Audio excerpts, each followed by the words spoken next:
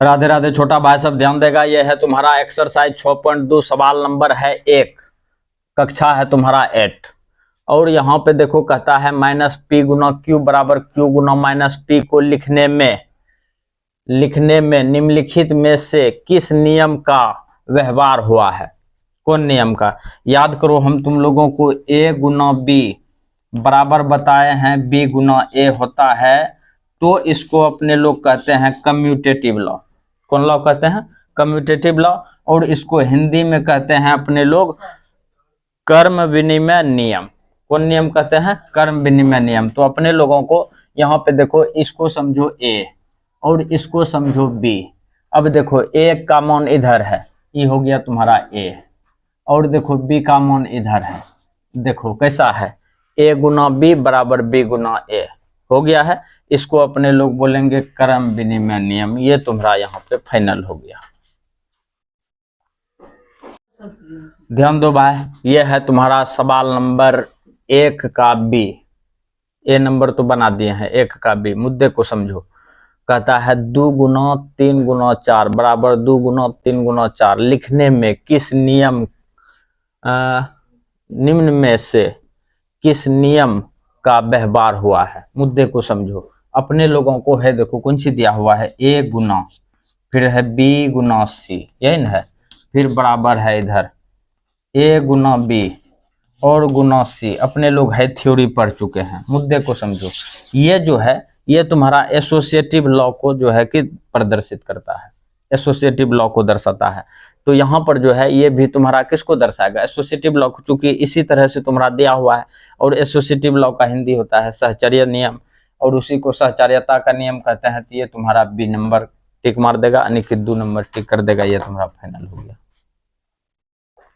ध्यान देगा भाई, ये है तुम्हारा सी का 1 नंबर। ए बी तो बना चुके हैं, और सी का 1 नंबर है। बात को समझो। ए इंटू बी प्लस सी बराबर दिया हुआ है ए बी प्लस ए सी। कहता है किस नियम के अंतर्गत आता है।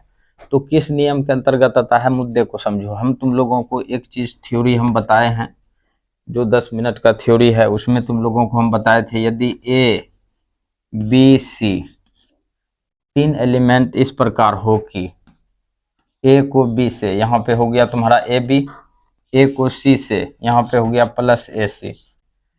ए इंटू बी प्लस सी बराबर ए बी प्लस ए सी हो, तो इसे अपने लोग बोलते हैं कौन सी? Distributive law. कौन लॉ बोलते हैं? Distributive law. Distributive law. और इसको हिंदी में कहते हैं अपने लोग कौन नियम? वितरण नियम। तो इसका आंसर हो जाएगा तुम्हारा वितरण नियम। वितरण नियम, ये तुम्हारा यहाँ पे फाइनल हो गया। ध्यान दो भाई, ये है तुम्हारा सवाल नंबर सी का दूसरा। मुद्दा को समझो। ए गुना बी गुना सी बराबर ए गुना बी गुना सी किस नियम के अंतर्गत आता है। इसमें देखो एक बार बी सी को ब्रैकेट में दिया है और ए बी को ब्रैकेट में दिया है। याद करो, हम तुम लोगों को थ्योरी में बताए हैं, यदि ए गुना बी और गुना कर दो कौन चीज? सी बराबर ए गुना बी और इसको कर दो गुना सी हो, तो इसे अपने लोग कहते हैं सहचर्य नियम, और इंग्लिश में कहते हैं एसोसिएटिव लॉ। तो अपने लोगों को ये यदि दिया हुआ है तो यहाँ पे लिखेंगे सहचर्य नियम। सहचर्य नियम, या इसी को अपने लोग कहते हैं सहचार्यता का नियम। ये तुम्हारा फाइनल हो गया है। ध्यान देगा भाई, ये है तुम्हारा सवाल नंबर डी, 1 का डी। बात को समझो। यहाँ पे ये देखो तुम्हारा -6 दिया हुआ है, 3 दिया हुआ है, -4 इधर देखो, -6 दिया हुआ है, 3 दिया हुआ है, -4 दिया हुआ है। बात को समझना। एक चीज देखो कि क्या है कि इसको बाहर में रखा है, ये दोनों को अंदर में रखा है, फिर ये दोनों को अंदर में रखा है, इसको बाहर में रखा है। मुद्दा को समझना। देखो ए बी सी तीनों को हम लिख देते हैं बराबर, फिर लिखो ए बी सी, दे दिया। अब यहाँ पे देखो कि किए हैं, इसको हम अंदर कर देते हैं, इसको इधर से अंदर कर देते हैं।